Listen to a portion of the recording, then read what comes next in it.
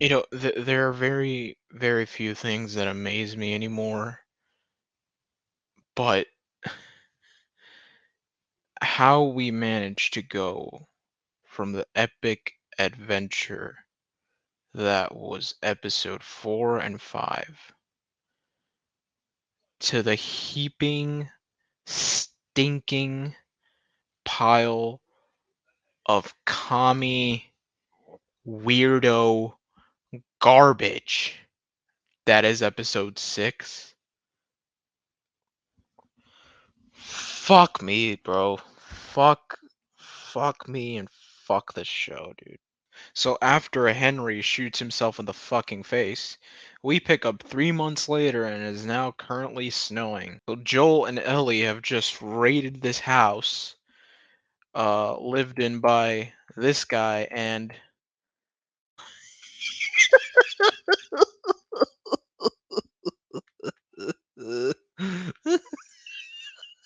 what, whatever this is. I mean, what? What? Hang on, hang on. Did the fucking showrunners forget that we are living in a 20 plus year global apocalypse where food of all things has become a scarcity and is no longer a right? I mean, this is a cabin in the woods, and the guy just came trudging into the door holding a sheep or it was a rabbit or whatever the fuck. So this guy has to go out hunting for food. And how do people, how is it even possible? Like, forget everything else. How, in the circumstance that the world is in right now, how are people like this still possible? How are these people not starving to death? Where is she getting all this food from? I mean, like, they live in a cabin in the middle of nowhere. What, is there like a fucking Wendy's and KFC like 5 minutes down the road? It's like, how is this possible? This person points out where Joel and Ellie are in the map they have, talking about a river and what's west of that river, calling it the River of Death. And they're still looking for Tommy, and the lady's like, "Oh, if your brother is like across the river, then he's dead." Okay, thanks for the help. So here is the fucking beginning of the end. Joel is apparently now having a panic attack. Uh, for what reason? Who fucking knows? Joel didn't get panic attacks in the game. Joel was always strong-willed, strong of mind, heart, and he would always find the strength to do what he sets out to do. But apparently, this Joel now suffers from panic attacks, uh, which I have nothing against panic attacks. I get panic attacks sometimes. Many people in the world get panic attacks. But if you're trying to faithfully emulate a character from an already established IP like the Last of Us game, you know that Joel's character is such that panic attacks are a non-factor. Joel has hardened himself to the point where panic attacks are no longer a thing. They never were a thing with him. He is not unsure of himself. He is sure about his convictions. He has blocked himself out from the rest of the world. He has put up borders, emotional borders, between himself and other people. And that is what allows him the strength to carry out what he does on a daily basis. Not this crap. Like, oh, for fuck's sake, man. And it only gets worse from here on out. So here Ellie finally reveals to Joel that she tried to save Sam and that tried like using her blood to save him, and it still isn't clear as to whether or not she actually thought she was going to do anything, or if she was just trying to comfort her because she was like, "Oh, I know it was stupid. It was stupid." Even so, she says it's stupid, but I'm still getting the impression that they don't know like what they want it to be. Like, was she trying to save him? Was she trying to make him feel better? What was it? The next thing you know, Joel and Ellie are surrounded by the Rohirrim. I mean, the horse people, uh, people from the commune, the nearby community. Well, this is beforehand. We don't know it yet, but I know it. It's the commune.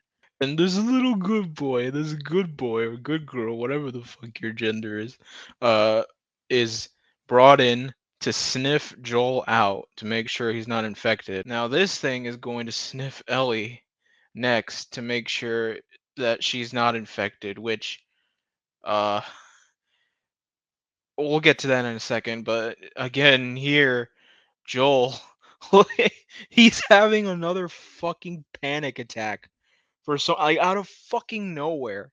He just starts like literally episode 6, bam. He just starts getting panic attacks.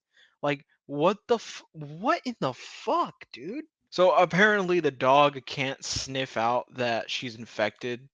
Apparently the bite mark on her, the scar or whatever on her arm or wherever it is, doesn't give off a smell or something like that. I fucking wonder how these dogs were trained to smell people that were infected uh, in the first place. And I get how that high tech like device that they put it to your neck, like the one in the first episode, I get how that would be able to do that. So then this person asks him what his name is, and then Joel, he says his name is Pedro Pascal. No, I'm just kidding.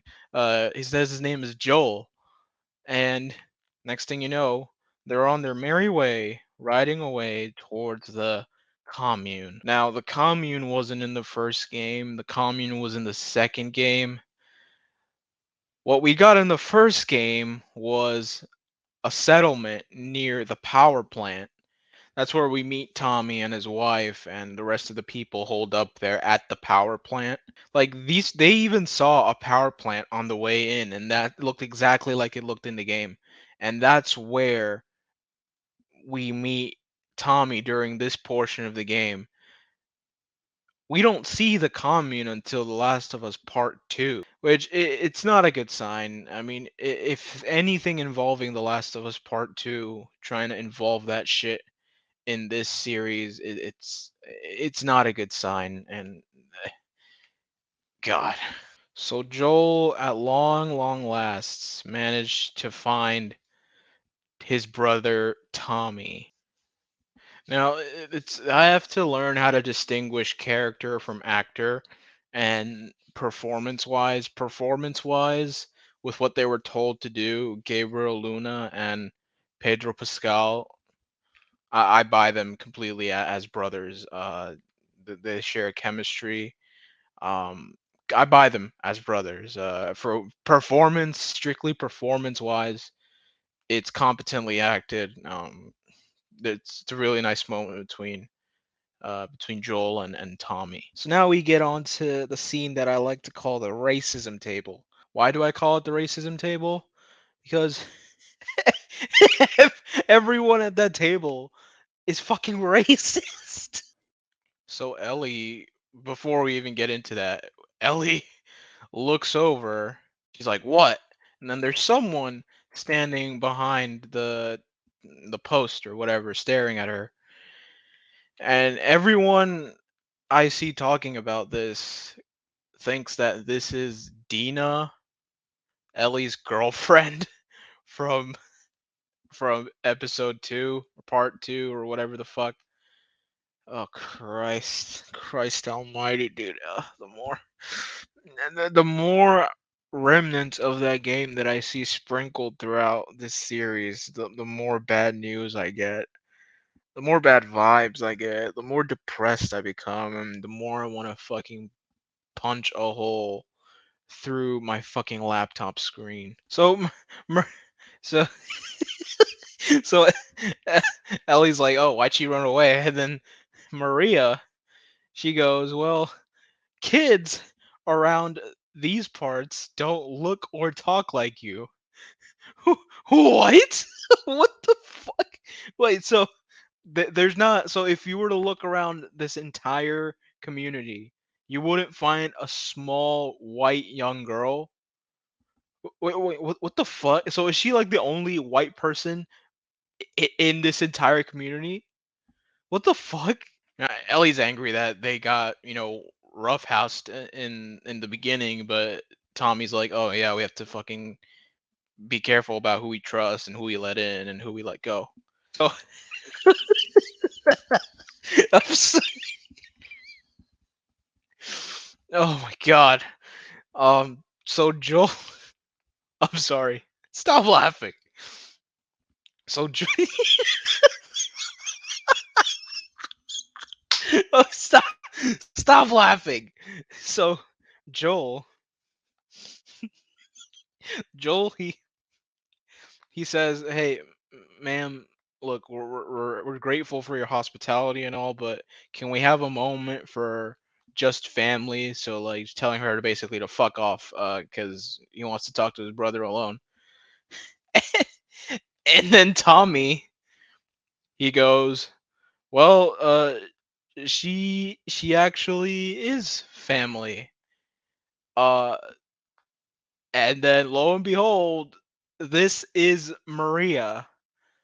Uh, Yet another needlessly race swapped throwaway character from the original game.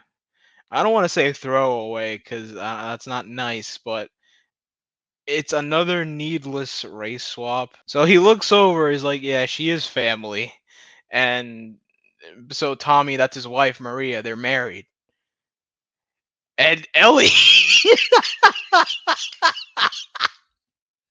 and Ellie's like, "What the fuck?" And Joel, he's look at him, look at him, look at him, look at his face.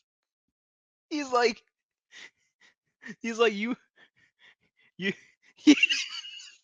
everyone's so fucking racist. First, Maria's like, "Oh, kids here don't look and talk like you," as if Ellie's the only fucking white little girl in the entire community, in the entire village. Next, Joel is like, uh, you married a you married a black person to Tommy. It's like everyone is so racist. Joel's racist. Maria's racist. Everyone is just so racist. And Joel, he's like, "Congratulations," and Tommy's like, "Ner, yeah." Oh my god. All right, okay. Now that I've calmed down a little bit, this is where we we get to really infuriating bits of the episode. I joke around and shit, but I think it's from this point forward that things start to get very infuriating for me. So Joel and Ellie are being given a tour of the entire village. So here, Ellie pretty much asks if like she's the one in charge, or like if is there like a leader or something like that. So she explains that she's a part of a democratically elected council that serves the people. And Tommy, he's like, "Oh, the mills, the whatever, the all the facilities, the whatever they have going on in here, it's all shared. It's like collective ownership, right?" And then Joel comes in, he is like, "So communism." And Tommy's like, uh, "No, it's not communism." But then Maria's like, "Nope, yep, we're communists. That's why it's called the commune. Commune, communists." So Maria pretty much says, "Fuck you, Tommy. We are communists." And Joel's like, "What the fuck? Jesus Christ. Oh my fucking god. We have communism propaganda, bro." Yo, I thought fucking Hank Pym and Ant-Man was bad. Talking about how ants like use a communist society and structure in their colonies. Uh, they're not even trying to hide it anymore. Like they're going full blown hammer and sickle here. I mean, they're not even trying to hide it. Like the blunt messaging, at first it was subtle, and now it's as blunt as a fucking hammer to the face. So Joel and Tommy go to the bar to talk and shit. Joel pretty much lies to Tommy, uh, for now at least. That is like he's like, oh, how Tommy's like, oh, how's Tess? He's like, oh, Tess, she's fine. Well, Tess got fucking blown up in episode 2. So Joel's trying to fucking convince Tommy to come with him and Ellie to find the fireflies in eastern Colorado. And Tommy's like, nah, I'm not gonna do it. And like he starts pressing him. He's like, oh, so did your wife keep you off the phone? Is that why you haven't been calling in? And then Tommy's like, oh, after he left the fireflies, the Maria and the people of the commune, they found him. So Joel keeps fucking pressing him. He's like, oh, what am I, like uninvited guest? Is that what I am? Like untrustworthy people? Is that what I am? Unwelcomed guests? And then Tommy drops the fucking bomb and says, I have a baby on the way with Maria. Okay. So Joel, I mean, I don't know why he throws shade. Tommy's like, oh, I think I'm gonna be a good dad, and then Joel's like, oh, we'll see. And then Tommy takes that as a dig. He's like, gets it like, just because life stopped for you doesn't mean it has to stop for me. And then uh, Joel just walks out mad. And obviously you can tell that Joel's not telling the entire truth to Tommy, like of everything. He lied about what happened to Tess. He's not saying who Ellie really is, and he's keeping that all a secret for now. And Joel gets another fucking panic attack. That is panic attack number 3 in this episode. Oh my fucking god. And this time, the panic attack comes with perceived hallucinations because in the crowd, in like the little center square, he thinks he sees someone with poofy hair. And he thinks that's his daughter until that person turns around and it's not his daughter. So I have to admit, this next part completely slipped my mind. Um Only because uh I had no idea what the item that we're gonna get to was because I'm not a woman. But after I found out what it was, it just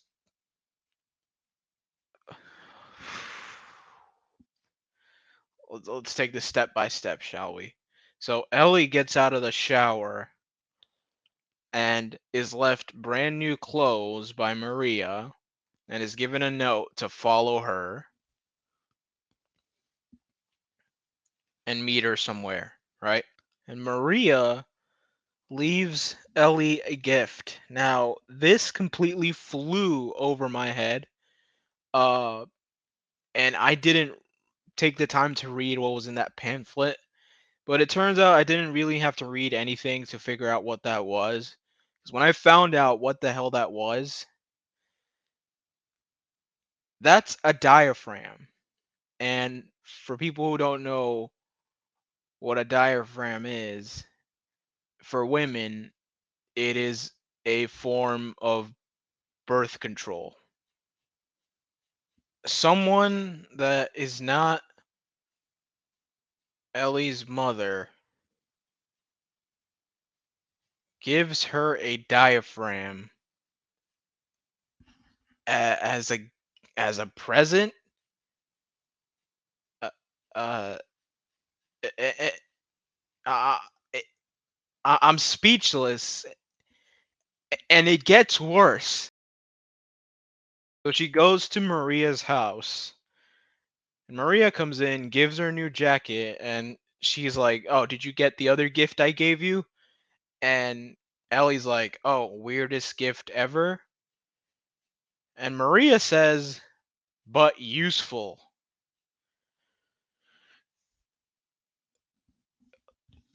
What? Excuse me. What? What do you mean by useful?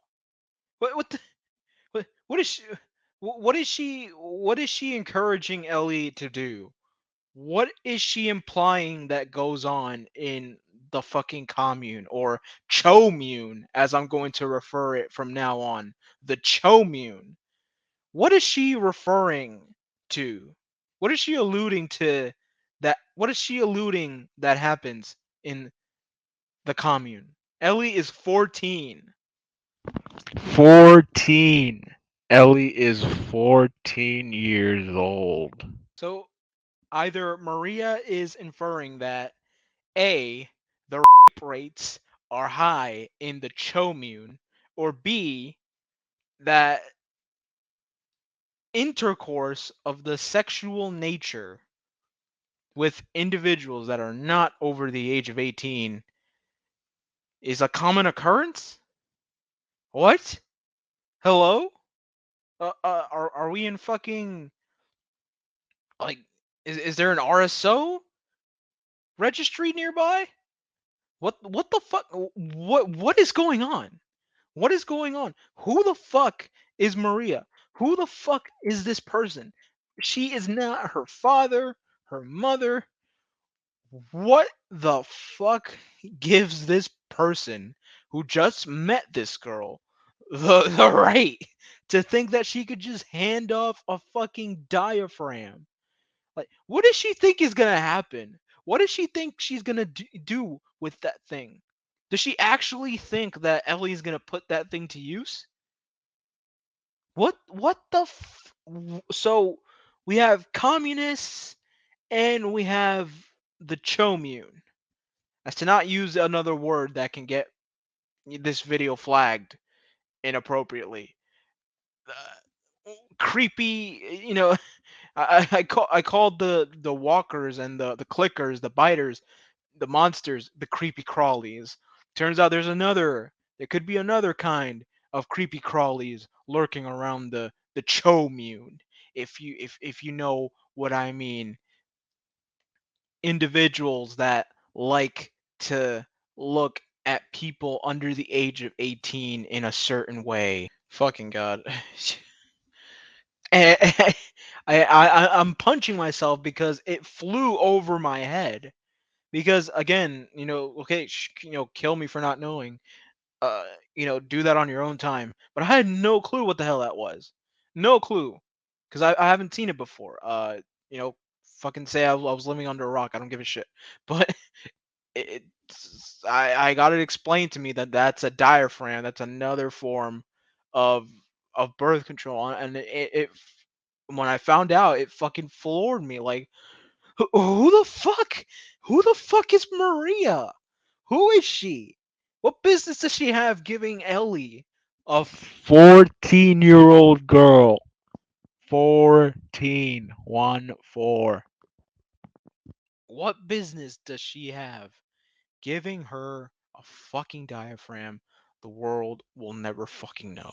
So anyway, she's cutting her hair, and Ellie looks at the wall. She's like, "There's a memorial. There's like some other motherfucker's name up there. There's two names up there: a guy's name and a girl's name. Guy's name, whatever.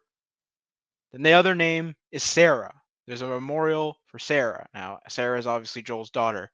The other person was Maria's son that she had, not with Tommy, but with someone else. It was Maria's son. He died, whatever. Here, Ellie finally finds out that Joel had a daughter and that Sarah was her name. And it just goes from fucking bad to worse in this episode. Seriously. Uh, Here we are treated to the complete and utter desecration of Joel Miller. Uh, we have Joel is basically tells Tommy the entire truth. Who Ellie is, that Tess actually died, and he he starts Joel starts breaking down into literal tears. Joel starts breaking down into literal tears, and his real motive for, snapping at Tommy earlier was because he wanted Tommy to take over in delivering Ellie, because according to his own words, I'm too old, I'm too weak, I'm too scared. I don't know if I can do it. You're younger, you're stronger, you're faster. Uh, you'll be able to get her there safely. He's explaining how out of nowhere he just gets panic attacks all of a sudden, and the more and more I listen to what is supposed to be Joel list off all the reason why he's not up for the task. The more I hear him talk about how he's inadequate, he's not up to the task. Uh, little by little, all the praise I had for the writing. I mean, it's to be honest, it's not Pedro Pascal's fault. It's not his fault that the writers behind this fucking show are telling him to break down in tears, to cry. It's Joel. It's see, I don't have a problem with men being emotional. On the other hand, on the contrary, you know, being all stoic and never showing any emotion, I personally think it's detrimental to what it means to like anyone, not men or women, bottling emotions up inside and not letting them out. It's a detriment. But then if you want to talk strictly about who Joel is in the game, not once did you see Joel in the game break down crying. It'd be another thing if in the game Joel started out as like this, I don't know, guy who was unsure of himself, and then over time wound up uh becoming into a hardened uh warrior pretty much. No, this guy had his daughter taken away from him 20 years ago or 30 years ago, however long it was. And that was the catalyst for him putting up all of these emotional walls, blocking people out, him not giving life a chance anymore. And it is because of this that he doesn't let Ellie in. It is because of this that he wants to pretty much hand her off to Tommy, because Ellie was a mission to him, and it was touted like all throughout the promotion of this show. It's gonna show a more vulnerable side to Joel, a more fragile Joel. Dude, if Joel was fragile, if Joel was old, weak, uh, incompetent, if Joel was all of these things that I haven't been nitpicking as much throughout this show as to the subtle things that last like 2 seconds, right? Things that last like maybe a second or two, that either takes a jab at Joel or makes Joel look like a fool or makes Joel look incompetent. I haven't been picking them out because I've been trying to give this show the benefit of the doubt. But if we could go back through all the episodes, and I could name you at least one or two instances per episode where Joel is being portrayed as incompetent somehow, in one way, shape, or form, he's being pointed out as incompetent, useless. He's not up to the task, and the Joel from the game was anything but. He was sure of himself. Once he put his mind to something, he was going to do it. He didn't care who he offended, he didn't care who got in his way. Once he had a task in mind, he would stop at nothing to accomplish it. And I'm distraught. I am in utter disbelief as to how they have just massacred the character of Joel. They will not have him do anything right. They won't let him have a thing. And Tommy pretty much agrees to to do it. So here we have the scene where it's straight out of the game. The scene where she's like, "They're okay. We're going our separate ways," and they're fighting. This is their first big, emotional fight. Like they've been through a lot, and from Ellie's perspective, Joel's trying to get rid of her, hand her off to someone else, and here. I'll get into my issues with this scene like after it's over, but uh, here Ellie makes the cardinal sin of mentioning Sarah, and Joel's not having it. And he's like, no, don't mention her name. And Ellie's like, oh, everyone who's like, I've lost people too. And Joel's like, oh, you don't know what loss is. You haven't experienced anything. Uh, and Ellie's like, "Oh, everyone who's cared for me has either died or."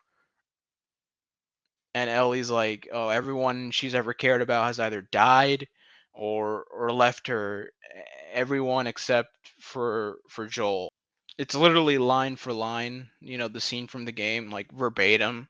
Uh, that's all right. I'm not giving it gripes for that. My gripes are more they're deeper than that. Joel's like, "Oh, yeah, you're right. I'm not your father, and you're sure as hell not my daughter." And Joel leaves, and he starts hallucinating his daughter again out of nowhere. I think he's like, he's in the middle of breaking down again, which like, Christ, the amount of do we count that as panic attack number 4? I don't know. Like, fuck. That scene when it finally happens, the big argument, it's earned. It's earned. You have that. Hey, we have a connection. Why are you trying to get rid of me? That's basically what happens in the game. And here, it doesn't land. It does not land because episode 1 is where they meet. There's no connection there yet. Episode 2 is where you kind of maybe here and there start to see it, little bits and pieces, but nothing really fruitful, nothing really that establishes, hey, this guy is trying to care for her as like a sort of surrogate father figure. Nothing like that in episode 2. Episode 3 was Bill and Frank's gay utopia that someone felt compelled to tell that story instead of using an episode slot to have the main stars of the fucking damn show, Joel and Ellie, go through something, make something up, make something for them. Like it's an adaptation, right? You can adapt, you can add things, you can change things here and there. Fuck it, make something up. Have them go through something, have them bond. You wasted an entire episode on a story that literally did not have to be told. Now, episode 4 is where it really starts. Episode 4 is a build up where Joel, he's like, "Oh, you shouldn't have had to fire that gun. You shouldn't have had to do this because you're still a kid." Caring for her, showing signs that he cares. Now, that's an episode too late because that should have started in the previous episode. All of this should have started a lot earlier. Episode 5, perfect. Joel being the guy who puts things into motion. Joel being the guy who takes initiative, sniping from above, helping things out. So what I'm saying is by the time we get to this episode, which is episode 6, so on a scale of 1 to 10 in regards to their emotional bond and build up, I'd rate the effectiveness from a scale of 1 to 10, I'd rate it a solid 2, which means they could have done a lot more in the time that they were allotted, in the time that they were given. They could have done a lot more, but they just chose not to. You had an entire fucking episode without the two main stars that appear at the beginning of the credits intro sequence. An episode without them. We only have 3 more episodes left. 3 episodes. Like the pacing here is not up to scratch, and it's the pacing specifically. It's the pacing that does not make this moment earned. The show does not earn this moment.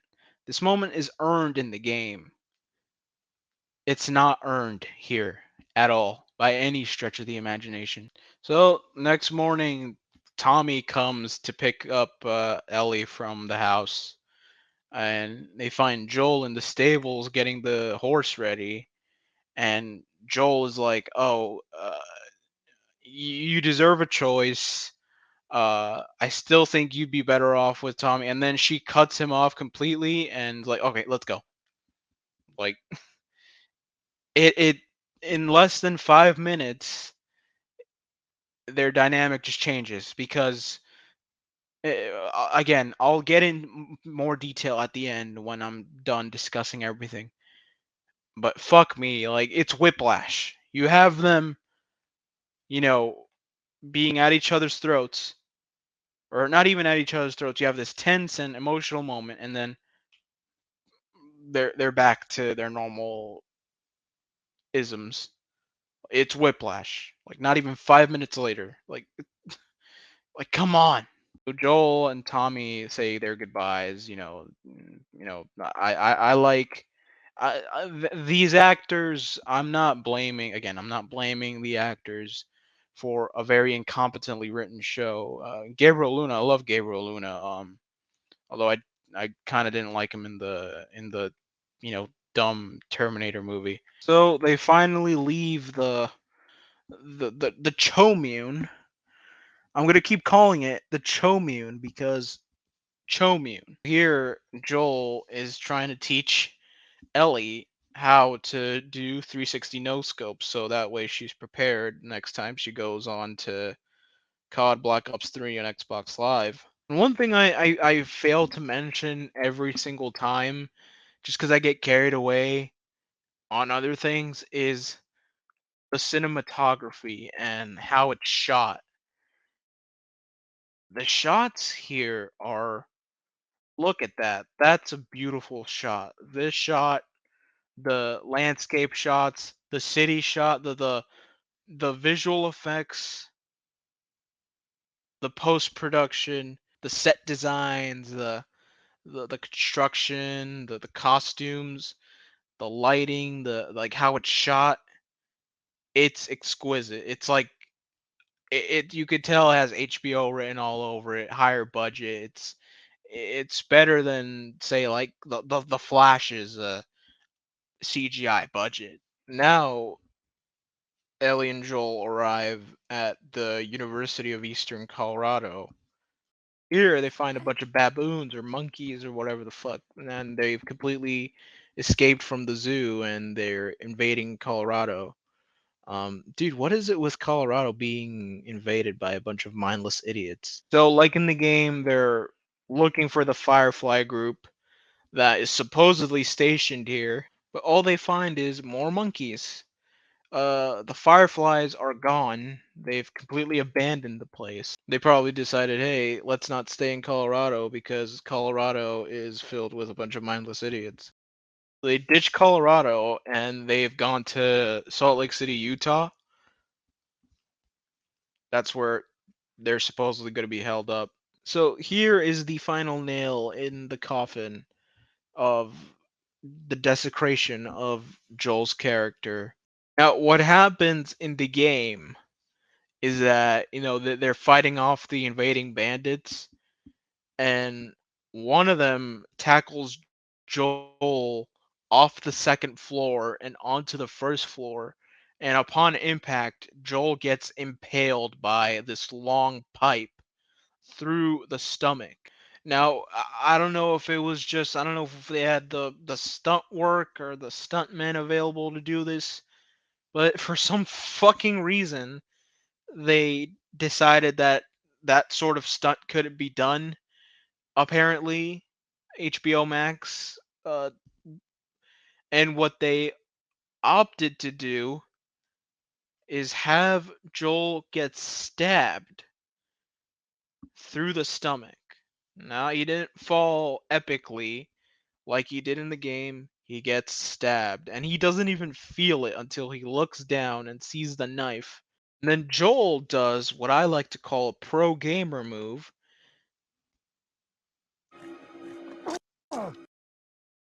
and pulls the fucking knife out. Oh my fuck. I was kidding, by the way, when I said a pro gamer move. I meant a fucking idiot move.